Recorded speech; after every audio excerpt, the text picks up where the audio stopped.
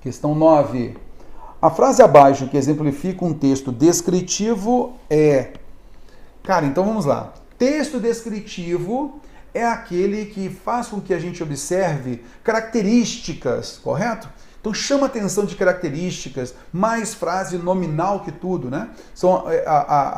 A ideia é a gente observar a característica de alguma coisa, beleza? Então a narrativa, a gente percebe o texto narrativo, ele tem uma evolução de ações, uma evolução temporal com as ações. Um texto dissertativo, ele fala sobre algo, correto?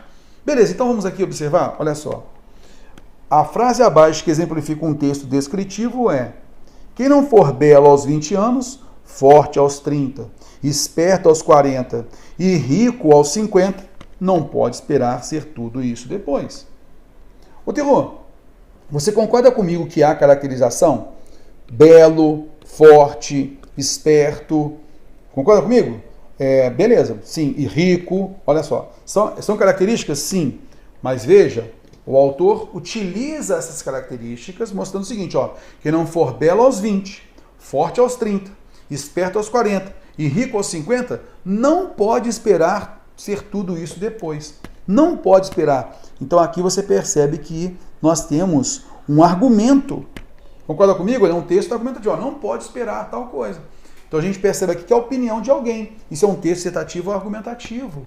Ok? Ah, sim. Então ele é um texto dissertativo. Legal. O envelhecimento ocorre apenas dos 25 aos 30 anos. O que se obtém até esse momento é o que se conservará para sempre. Então, fala sobre envelhecimento. Está falando sobre envelhecimento. Concorda comigo? Ele é um texto dissertativo. Ok. O que se obtém até esse momento é o que se conservará para sempre. Tá? Beleza, então é um texto dissertativo. O que se conservará para sempre, se a gente pode perceber aí tem que observar um pouco a abertura do contexto, para a gente entender se cabe uma argumentação ali, ou uma exposição, beleza? Mas o que importa é que ele é dissertativo. Eu era criança, era pequeno, eu era cruel. O que você era?